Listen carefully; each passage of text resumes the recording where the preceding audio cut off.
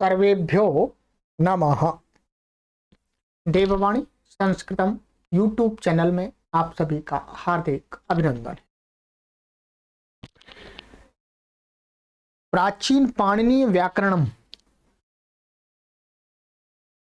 की इस श्रृंखला में आज हम पाणिनीय शिक्षा जो हम पढ़ रहे हैं, वर्णोच्चारण शिक्षा, उसकी 7वीं कक्षा को पढ़ें।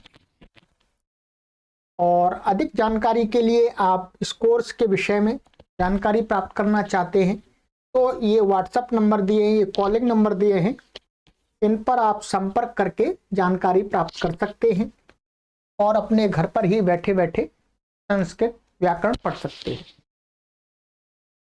चलिएगा, तो मित्रों, गत कक्षा में मैंने आपको 17वें सूत्र तक पढ़ा दिया था। ठीक है, ये 17वां सूत्र था हमारा, यमाश्च नासिक्य जिह्वा मूलिया एकेषां। ठीक है,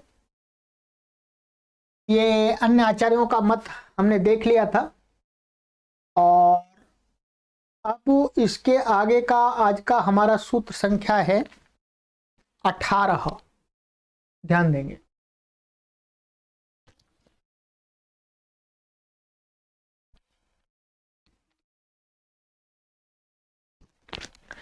सूत्र संख्या 18 को आज पढ़ेंगे। ठीक है, स्थान प्रकरणम चल रहा है हमारा। ठीक है, चलिएगा,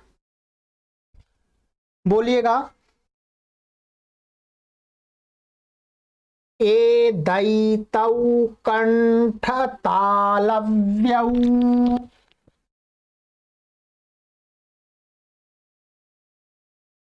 ए दैतौ प्रथमा विभक्ति ही द्विवचनांतम, कंठ तालव्यौ प्रथमा विभक्ति ही द्विवचनांतम। ठीक है, ये पदच्छेद इस सूत्र का आप देख पा रहे हैं। ठीक है,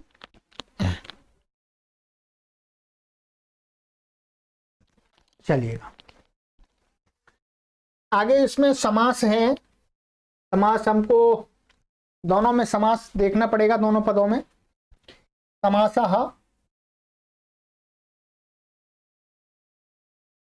ऐच एच ऐचेति एदैतौ। ठीक है, एच ऐच माने एत च ऐत च, संधि करके च तक को च हो गया है, तो एदैतौ इतरेतर द्वंद्व हो गया है। ठीक है, कंठश्च तालु च इति कंठ तालु, ये समाहार द्वंद्व हो गया इसमें। और कंठ तालुनी भवौ कंठ तालव्यौ, यानी कंठ और तालु में होने वाले, उत्पन्न होने वाले जो वर्ण हैं, तो वो वर्ण दो क्या है, ए और ऐ, तो वो क्या है, कंठ तालव्यौ। ये यत् प्रत्यय हो गया है पूर्व के समान, शरीरावयवाच्य से यत् प्रत्यय हो गया भव अर्थ में। चलिएगा आगे, अब अर्थ देखिएगा। इसका अर्थ है अर्थः ए ऐ द्वादश प्रभेदात्मकौ संध्यक्षर संज्ञकौ वर्णौ कंठ तालव्यौ कंठ तालु स्थानीयौ भवतः। इसके अंदर ए और आई, जो 12 प्रकार के ए और आई हमें बताए थे, अभी टेबल में भी हम आपको दिखाएंगे। ठीक है, तो 12 प्रकार के ए और आई हैं, उनको कहते हैं, उन दोनों का स्थान क्या है, कंठ और तालु। ए आई, ए आई। ठीक है, तो ये इनका स्थान है। नीचे हिंदी में लिखा है भाषार्थ, ए आई, 12 प्रकार के ए और आई, ये दोनों वर्ण कंठ और तालव्य माने कंठ तथा तालु स्थानीय हैं, अर्थात इन दोनों से बोलने योग्य, कंठ और तालु में इनके बोलने का अधिक वहां पर दबाव होता है, कंठ और तालु में। ठीक है, ये टेबल है। यहां पर आप देखेंगे कि जो ये वाला ए आई आई, इनका ह्रस्व नहीं होता है, इसलिए ये 12 प्रकार के हैं। ठीक है, क्योंकि ये ये 6 प्रकार का ये हो गया, 6 प्रकार का ये, 6 प्रकार का ये, तो 12 प्रकार के हैं ये ए और आई। ठीक, तो इनका स्थान कंठ और तालु है। सभी लोग बोलते हैं ए आई, सही बोलते हैं, इसमें कोई ए आई। ठीक है, तो बस हमें स्थान जानना था कि स्थान हम क्या बोलते हैं, तो ये बोलते हैं। तो ये आपका सूत्र हो गया ए दई तऊ कंठ ताल व्यऊ। ठीक है, अब आगे वाला सूत्र है हमारा, आइएगा 19वां सूत्र है ओ दऊ तऊ कंठोष्ठ्यऊ। पदच्छेद ओ दऊ तऊ प्रथमा व्यक्ति द्विवचनांतम, कंठोष्ठ्यऊ प्रथमा व्यक्ति द्विवचनांतम। समासः ओच्चा औचेति ओ दऊ तऊ इतरेतर द्वंद्व, इसमें इतरेतर द्वंद्व है ना, ओत और औ। ठीक है, आगे है कंठश्चा ओष्ठश्चा कंठोष्ठम, समाहार द्वंद्व समास कर दिया। ठीक है, फिर कंठोष्ठे भावऊ कंठोष्ठ्यऊ, मान कंठ और ओष्ठ में उत्पन्न होने वाले वर्ण कौन से, ओ औ, इनकी बात की जा रही है। ठीक है, तो ये यत प्रत्यय यहां पर भी हो जाता है शरीरावयवाच्य से पूर्व के समान। अब यहाँ इसका अर्थ देखिएगा, ये अर्थ है ओ औ अर्थात ओ औ च इत्येतौ संध्यक्षर संज्ञकौ द्वादश प्रभेदात्मकौ वर्णौ कंठोष्ठ्यौ कंठोष्ठ स्थानीयौ भवतः। कहते हैं ओ औ, ये सूत्र में ओ और औ ये जो संध्यक्षर हैं, ये वास्तव में क्या है, संध्यक्षर। पहले वाले भी संध्यक्षर हैं ए आई, अभी बताएंगे, आगे सूत्र आ रहा है।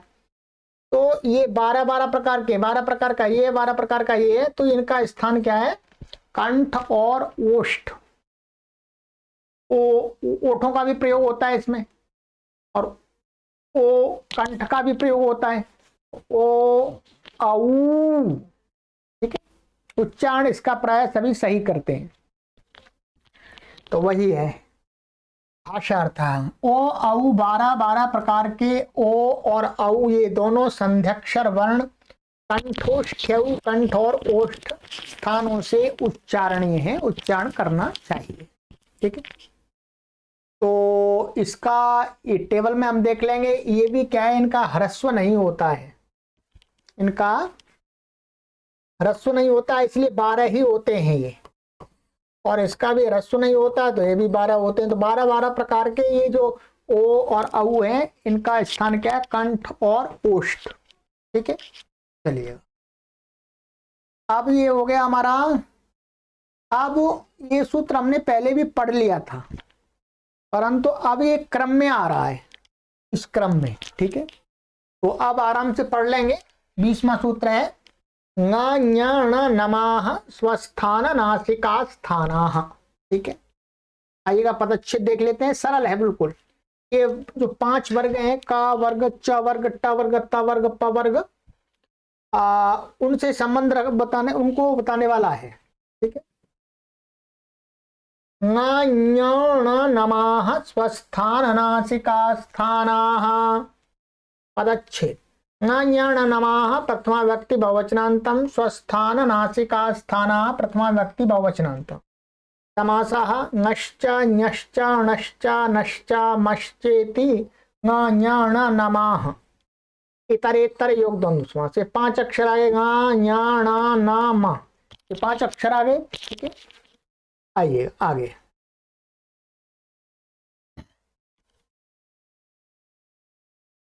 स्वम स्थानम येषाम ते स्वस्थानाः, माने स्वम माने अपना, स्थान है जिनका, ठीक है, तो वो क्या हो गए स्वस्थानाः।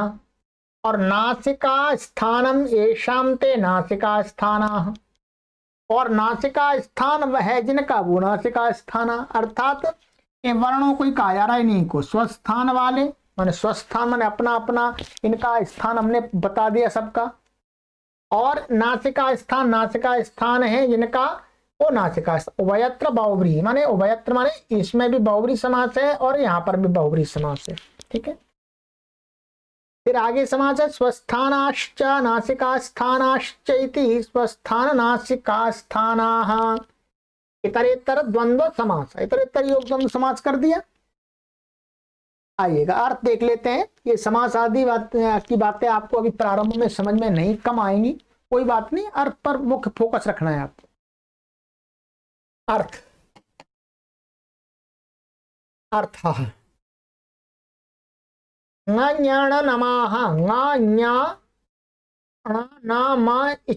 इत्येते अनुनासिक संज्ञकाः वर्गोत्तमाः वर्णाः स्वस्थान नासिकास्थानाः स्वकीय स्थानीयाः सन्तो नासिकास्थानीयाश्च भवन्ति।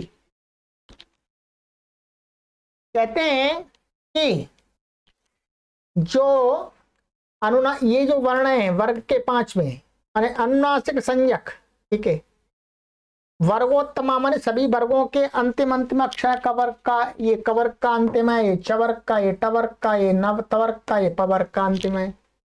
तो इन वर्णों का क्या है स्वकीय स्थानीय संत माने इनका जो जो स्थान बताया गया है, कवर्ग का कंठ बताया है, और चवर्ग वाले का क्या बताया, तालु बताया था, टवर्ग कार्य का मूर्धा बताया था, टवर्ग का दंत बताया था, और पवर्ग का ओष्ठ बताया था। तो ये इनका स्व स्थान है। इसके साथ में ही ये वर्ण क्या है, नासिका स्थानीय भवंती में नासिका से भी इनका उच्चारण किया जाता है, माने अपना इनका जो स्थान है और उसके साथ में नासिका भी मिलाना है, नासिका स्थान, ठीक है। जैसे गकारा कंठ नासिक्यः, ञकारा कंठ तालु नासिक्यः, णकारो मूर्धनासिक्यो, नकारो दंत मूल नासिक्यो, मकारश्चोष्ठ नासिक्य इति भावः। वही बात है, तो मैंने सरल समझिएगा। नकार क्या है, कंठ और नासिका से बोलना चाहिए, ञकार तालु और नासिका से बोलना चाहिए, अणकार मूर्धा और नासिका से बोलना चाहिए, नकार दंत मूल और नासिका से बोलना चाहिए, मकार ओष्ठ और नासिका से बोलना चाहिए। बस ये सूत्र कहता है, ठीक है। चलिएगा, ये हो गया कंप्लीट आपका। नीचे लिखा हुआ है वही है हिंदी।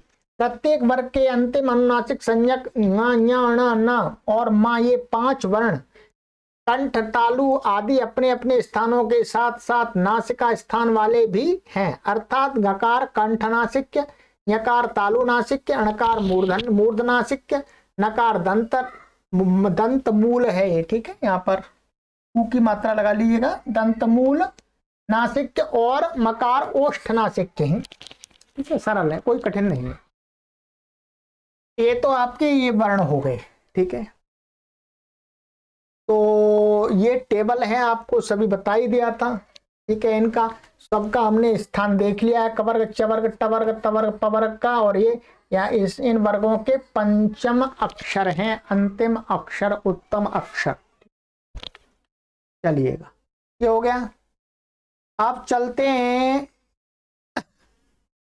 हाँ थोड़े सूत्र और हैं, इसको स्थान प्रकरण को आज कंप्लीट करेंगे पूरा, ठीक है। अब कहते हैं 21वां सूत्र है वर्णोच्चारण शिक्षा का।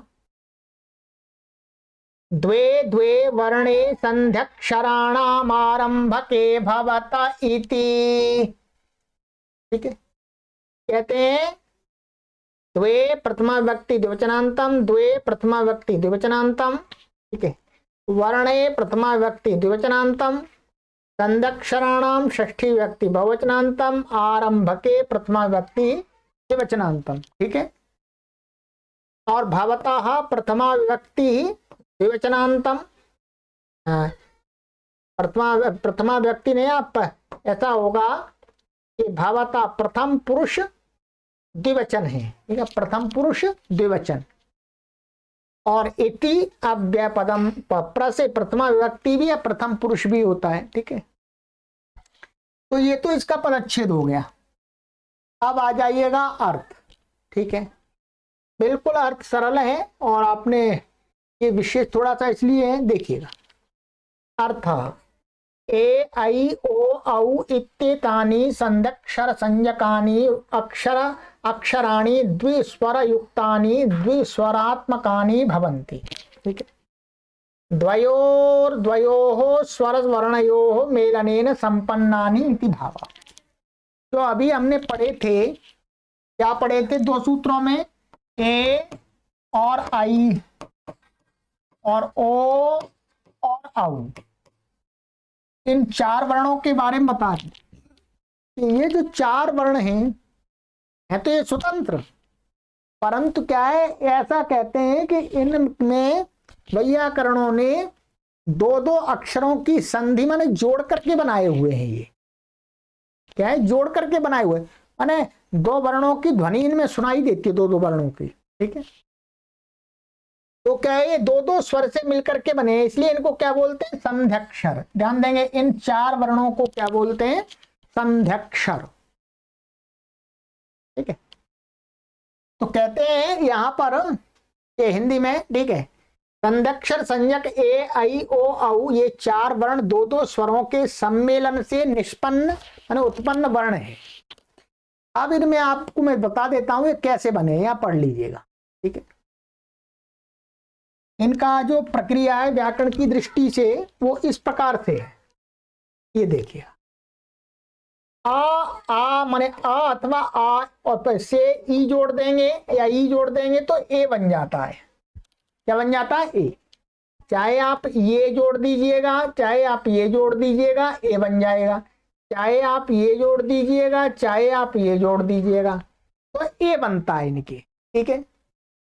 तो ये दो दो से मिलकर के बनता है, इसलिए संध्यक्षर है। इसी प्रकार से आ से ए आई मिलकर के आई बताया जाता है कि चाहे आप इसके साथ में इसको जोड़िएगा, चाहे इसको जोड़िएगा, तो क्या बन जाएगा, आई।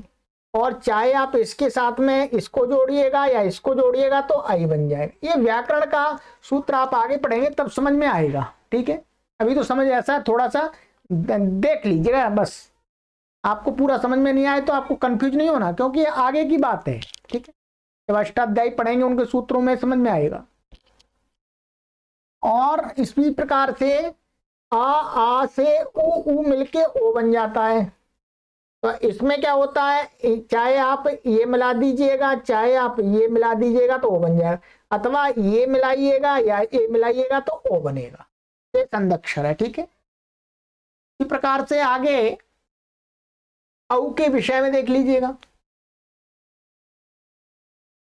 आ से ओ औ माने चाहे ये मिलाइएगा, चाहे ये मिलाइएगा, औ बन जाएगा। चाहे ये मिलाइएगा, चाहे ये मिलाइएगा, औ बन जाएगा, ठीक है, हो जाते हैं। जैसे एकार के आदि में अकार का कंठ और अंत में इकार का तालु स्थान है, इसलिए क्या है, इनके इन वर्णों के दो दो स्थान बताए हैं। इनमें शुरू में सब में क्या है, कंठ कंठ है, बाद में एक में तालु है और एक में ओष्ठ है। इसमें उ आता है या वो आता है वो ओष्ठ हो जाते हैं, और जिनमें ई आता है या ए आता है वो तालु हो जाता है, ठीक है। तो इस प्रकार से मिलकर के ये दो वर्ण बनते हैं। इसी प्रकार ओकार में प्रथम कंठ और दूसरा ओष्ठ स्थान है, तो ओ दौ तौ कंठोष्ठ्यौ, ये सूत्र पढ़ा था। ये तो आपका हो गया। तो इसको ये ध्यान रखेंगे, ये चार वर्ण आपके कैसे हैं, संध्यक्षर। कोई पूछता है कि वर्णमाला के अंदर संध्यक्षर वर्ण किनको माना गया है, तो आप बता दीजिएगा कि ये मुख्य रूप से ये चार हैं, फिर इन्हीं का भेद है ये ये तो प्लुत इसका भेद है, ठीक है। मुख्य रूप से तो या ऐसा कह सकते हैं इनका सबका ही है, 8 भी कह सकते हैं, 8 के 12 प्रकार के हैं, 12 प्रकार का ये है, 12 प्रकार का ये है, 12 प्रकार का ये है, 12 प्रकार का ये, तो 48 हो गए। तो इनका स्थान जो बता दिया, ये कैसे हैं, संध्यक्षर है। कोई पूछे संध्यक्षर कौन से हैं, तो ये संध्यक्षर है, ये संध्यक्षर नहीं है, ये संध्यक्षर नहीं है, ध्यान देंगे। चलिएगा, ये हुआ कंप्लीट आपका। अब आगे चलते हैं, थोड़ा सा एक सूत्र और है हमारा इसमें अंतिम, ठीक है। सूत्र है महर्षि पाणिनि की शिक्षा का, सरेफा रिवर्ण। हमने रिवर्ण का स्थान पढ़ लिया था, ऋतु रसा मूर्धन्य है, री का स्थान क्या बताया था, मूर्धा, री। तो आइएगा, सरेफा प्रथमा व्यक्ति एक वचनांतम, रेवर्ण प्रथमा व्यक्ति एक वचनांतम। समासः रेफेण सहिता इति सरेफा बहुव्रीहि, माने रेफ के साथ, रेफ माने र के साथ जो होता है उसको सरेफ बोलते हैं। आचासौ वर्णश्चेति रिवर्ण कर्मधारया, ये आ क्या है, री वर्ण है, री का प्रथमा व्यक्ति एक वचन में जो रूप चलाएंगे तो क्या बनेगा, आ बनेगा।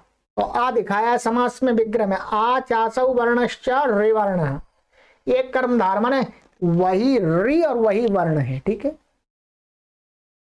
आइएगा अर्थ देखिएगा, कहते हैं कि आचार्यों का मानना है कि रिवर्ण ऋकार सरेफ रेफेण रेफ श्रुत्या सहितो विद्यते। कहते हैं जो री है, री वर्ण है, उसमें आचार्यों का मानना है कि इसमें रेफ की श्रुति में रेफ की ध्वनि इसमें सुनाई पड़ती है। ठीक है, क्या, रेफ की ध्वनि इसमें सुनाई पड़ती है, ठीक है। इसका उच्चारण रेफ की श्रुति के साथ करना चाहिए, वो तो किया ही जाता है तो स्वतंत्र, परंतु ऐसा भी माना गया है कि इसमें रेफ की श्रुति सुनाई देती है, इसलिए ही क्या है समाज में इसका रू और री प्रयोग हो रहा है, रू और री, रू और री। तो कहते हैं रिवर्ण ऋकार सरेफ मन रेप सहित, रेप श्रुति वाला, रेप श्रुति के साथ रहता है, रेप की उसके अंदर ध्वनि रहती है री में, ठीक, बस इतना ही कहना है। अब यहां पर पाणिनि की शिक्षा में इतने ही है, परंतु एक सूत्र ऐसा भी और बताना चाहिए यहां पर। जैसे इसी सूत्र से एक और बात ज्ञापित होती है कि सलकारो लिवर्ण सूत्र भी अपेक्षित है, ऐसा सलकार लिवर्ण सूत्र भी अपेक्षित है, ये हमने अपनी तरफ से लिखा है। जैसे ऋकार में रेफ की श्रुति होती है, वैसे लृ वर्ण में लकार की श्रुति होती है। जब हम लृ बोलते हैं लृ, तो ल की ध्वनि सुनाई देती है, ठीक है। तो ऐसा भी इस सूत्र से ही ज्ञात होता है, री में र सुनाई पड़ता है और तो लृ में ल भी सुनाई पड़ता है, ऐसा जानना। ये आपका पूरा कंप्लीट स्थान प्रकरण हो गया, ठीक है। ये स्थान प्रकरण तो हम पढ़ रहे थे, स्थानमिदं पहला प्रकरण, तो वो कंप्लीट हो गया। इसमें 22 सूत्र। अब इन सूत्रों विशेष रूप से आपको कब समझ में आएंगे, कब इनका कार्य होगा, जब आप अष्टाध्यायी पढ़ेंगे, तब इन सूत्रों के ज्ञान की आवश्यकता होगी। यदि आपको ये सूत्र नहीं पता है तो फिर आप अष्टाध्यायी में गति नहीं कर पाएंगे। अष्टाध्यायी के सूत्र बार बार इनके सहयोग से काम लेंगे। तब काम कैसे लेंगे, जब आप जानेंगे तभी तो आप काम ले पाएंगे, अन्यथा आपको समझ में नहीं आएगा। तो इनको अच्छी तरह से पक्का करके रखिएगा।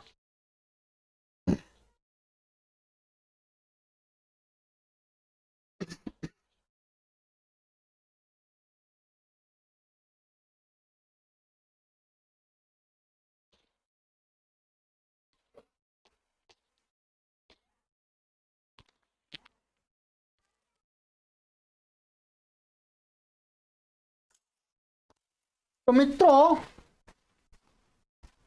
अभी तक हमने जो पाणिनीय शिक्षा का जो भी पढ़ा हुआ है, प्रथम प्रकरण पढ़ा था, ठीक है।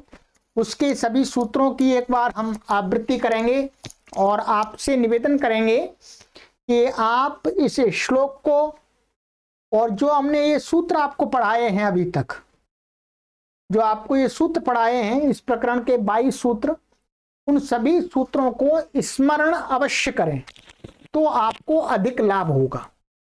सूत्र अधिक नहीं है, सूत्र अधिक नहीं है, आप आसानी से इनको स्मरण कर सकते हैं, ठीक है। चलिएगा, तो आइएगा एक बार हम इनका पाठ करेंगे।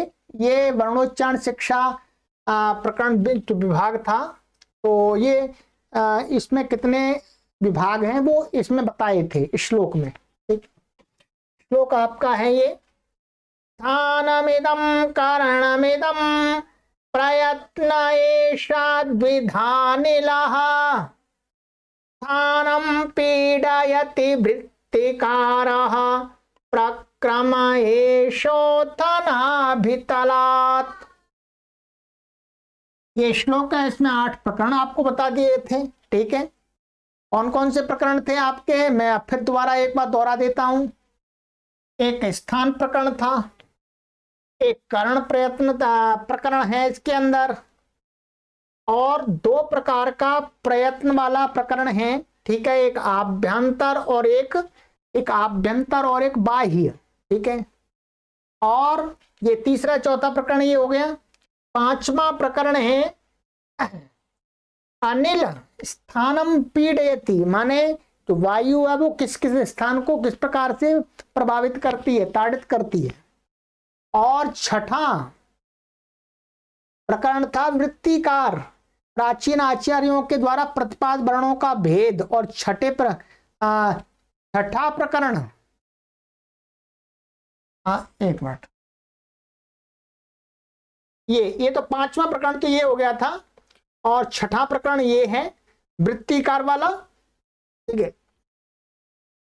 और 7वां प्रकरण माने ऐसा क्रम वर्णों का ये क्रम है, इसके बाद ये आते हैं, इस प्रकार से बताने वाला 7वां प्रकरण है।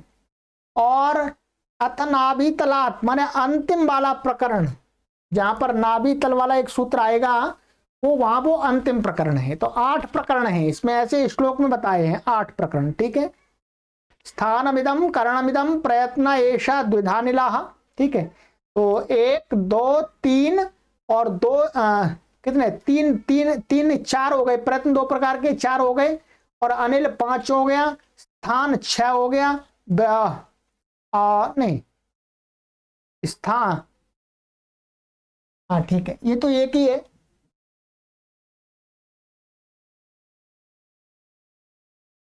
दोबारा एक बार गिन लेते हैं अच्छी प्रकार से। 1 2 और ये प्रयत्न वाले 2 हो गए हैं, 2 2 4, और एक 5 अनिल वाला 5 हो गया। और स्थानम पीडयति ये तो उसी में आ जाएगा, इसी में वृत्ति वाले में। और वृत्तिकारः ये 6ठा हो गया, और प्रक्रम ऐसा ये 7वां हो गया, अतः नाभि तलात ये हो गया 8वां। इस प्रकार से 8 प्रकरण है, ठीक है। चलिएगा, अब आ जाइएगा, जो मैंने आपको सूत्र पढ़ाए हैं उन सूत्रों को आप मेरे साथ में उच्चारण कीजिएगा, कॉपी पर लिख भी लीजिएगा। पुस्तक हो आपके पास में तो पुस्तक का आप सहयोग लिख सकते हैं। मैं आपको साथ साथ में सूचना भी देना चाहूंगा कि वर्णोच्चारण शिक्षा जो ये पढ़ाई जा रही है,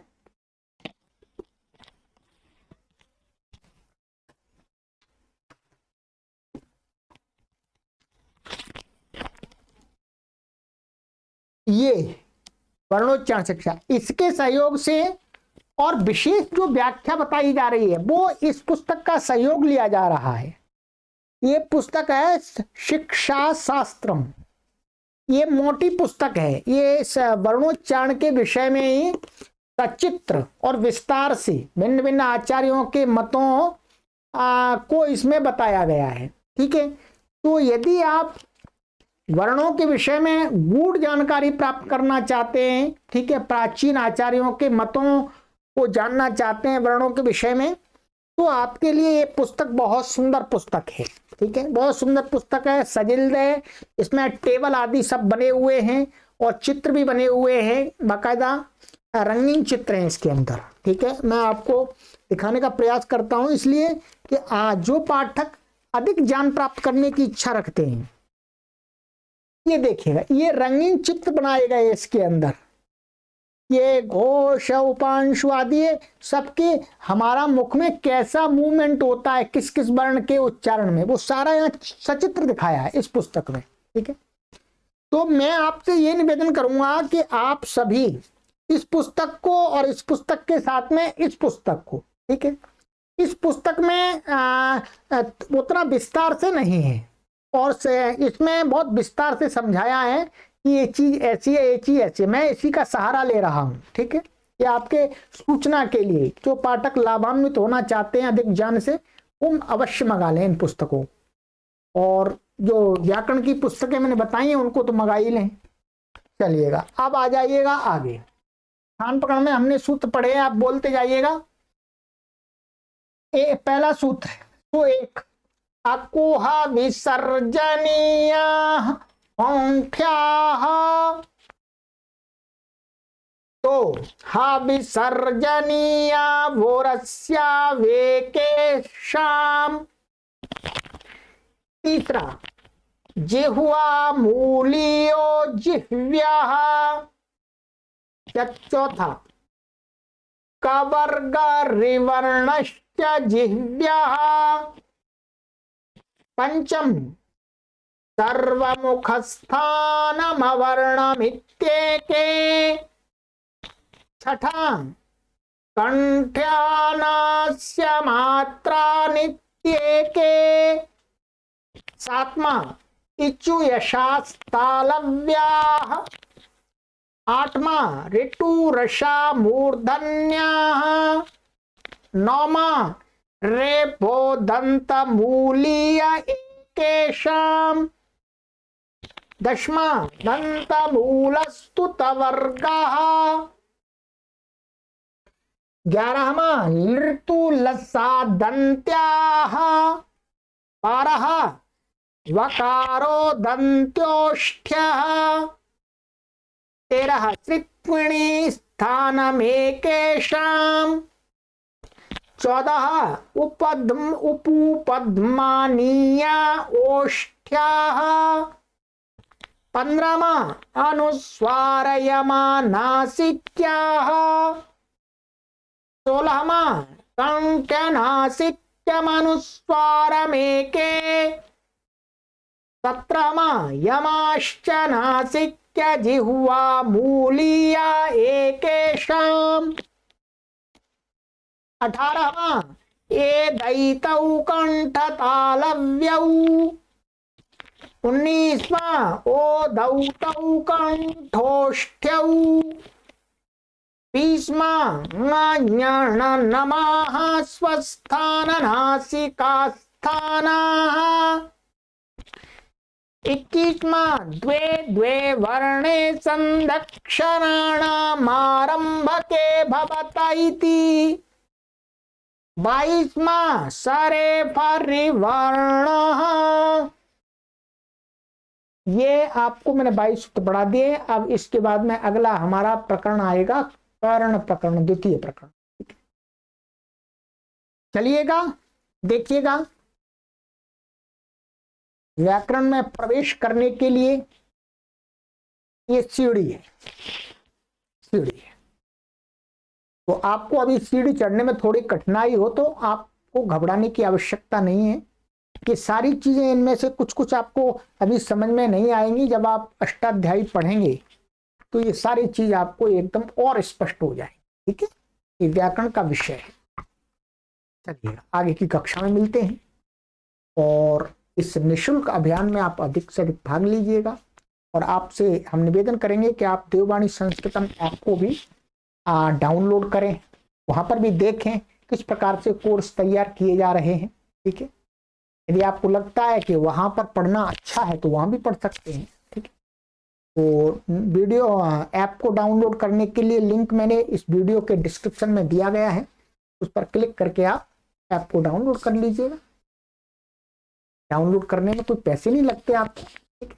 चलिएगा, सर्वेभ्यो नमः।